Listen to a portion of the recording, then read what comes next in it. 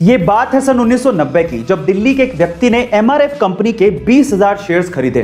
तब MRF company के एक शेयर की कीमत लगभग 10 रुपए थी, यानी कि लगभग 2 लाख रुपए उस व्यक्ति ने एमआरएफ कंपनी में इन्वेस्ट कर दिए थे।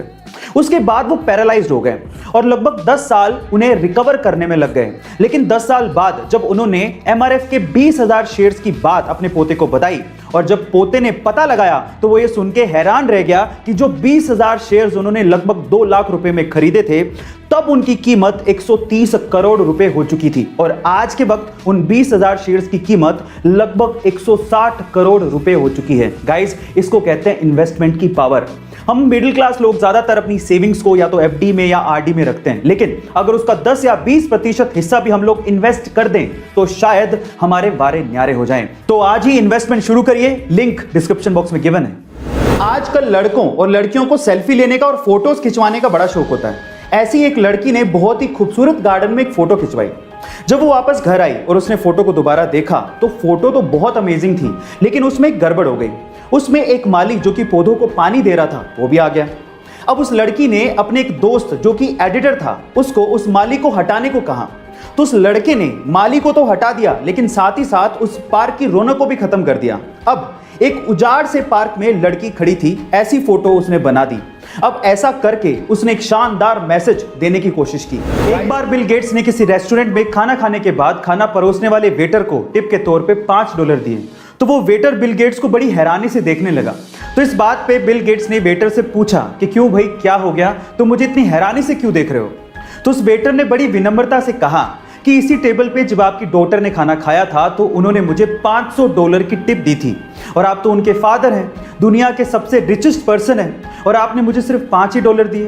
तो इस बात पे बिल गेट्स ने जो कहा वो आप लोगों को सुनना चाहिए। बिल गेट्स ने कहा कि उसके पिता दुनिया के सबसे अमीर आदमी हैं, पर मेरे पिता नहीं। गाइस, इसलिए कहा जाता है कि आप कितनी भी सक्सेस की ऊंचाइयां छू लें, आपको अपने पास्ट को कभी नहीं भूलना चाहिए, क्योंकि वही आपका सबसे अच्छा टीचर होता है। अमीर लोग हमेशा बड़ा सोचते हैं और इसी वजह से वो और भी अमीर होते चले जाते हैं। कैसे, मैं आपको बताता हूं। एक बार किसी ने रतन टाटा जी से पूछा कि अगर अभी आपको BMW खरीदनी हो तो आपको कितना समय लगेगा, तो रतन टाटा जी ने जवाब दिया 5 साल। तो उस बंदे ने कहा कि 5 साल, आप तो इतने बड़े बिजनेसमैन हैं, मैंने तो सोचा कि आप चुटकियों में खरीद लेंगे, तो 5 साल कैसे। तो रतन टाटा जी ने जो जवाब दिया वो आप लोगों को सुनना चाहिए। रतन टाटा जी ने कहा BMW एक बहुत बड़ी कंपनी है। जहां आप और हम जैसे लोग BMW कार के बारे में सोच रहे थे, वही रतन टाटा जी BMW कंपनी को खरीदने के बारे में सोच रहे थे। इसलिए गाइस, ये कहा जाता है कि अगर आपको बड़ी सफलता चाहिए तो सोच भी बड़ी रखनी होगी। सिर्फ क्रिकेट ही वो वजह नहीं है जिसकी वजह से सचिन तेंदुलकर को क्रिकेट का भगवान कहा जाता है, बल्कि इसके पीछे की एक और बड़ी वजह है और वो है वैल्यूज।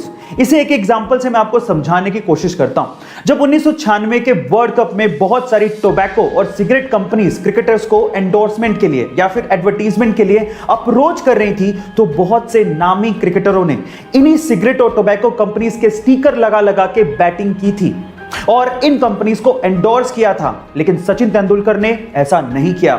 उन्होंने बैट पर बिना स्टिकर लगाए क्रिकेट खेला, लेकिन इन कंपनीज को कभी भी प्रमोट नहीं किया। उन्होंने पब्लिकली हमेशा यह बोला कि मैं कभी भी टोबैको कंपनीज और शराब की कंपनियों को एंडोर्स नहीं करूंगा। इसे ही कहते हैं वैल्यू, और इसी वजह से सचिन तेंदुलकर को क्रिकेट का भगवान कहा जाता है।